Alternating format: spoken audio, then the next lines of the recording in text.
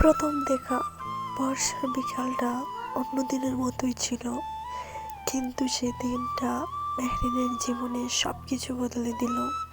মেহরিন শান্তি, লাজুক একটা মেয়ে, নতুন কলেজে ভর্তি হয়েছে, কারোর সাথে তেমন কথা বলে না, ক্লাসে চুপচাপ সে বেঞ্চে বসে থাকে। হঠাৎ দরজা খুলে একটা মেয়ে ঢুকলো, চুল ভিজা, হাতে ছাতা, চোখে অনুভূতি আলো। পুরো ক্লাস যেন এক মুহূর্তের জন্য থেমে গেল।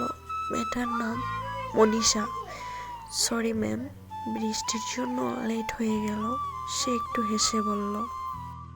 মেহরিন মাথা নিচু করেছিল, কিন্তু হঠাৎ চোখ খুলে তাকালো, আর সে প্রথমবার ওদের চোখে চোখ পড়ল। একটা অদ্ভুত অনুভূতি।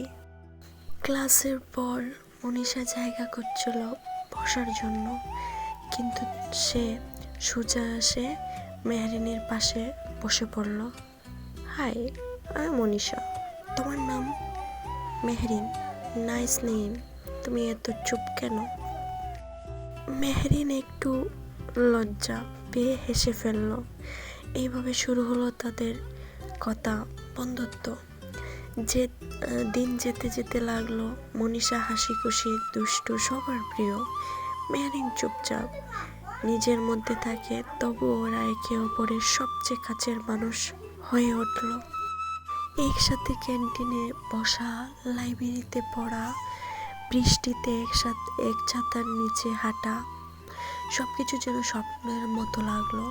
সে বিকাল একদিন প্রবল বৃষ্টি ছিল।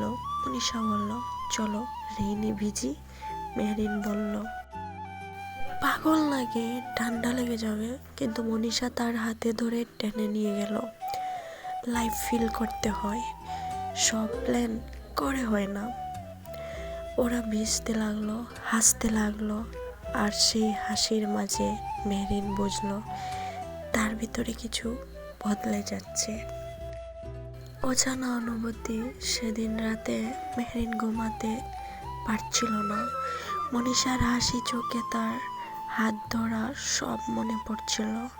সে নিজেই প্রশ্ন করলো, এটা কি শুধু বন্ধুত্ব, না এর চেয়েও বেশি কিছু? সে ভয় পেয়ে গেল, কারণ এই অনুভূতি সবাই বুঝবে না। পরের দিন কলেজে মনীষা হেসে বলল, কালকে অনেক মজা হলো, আবার যাব।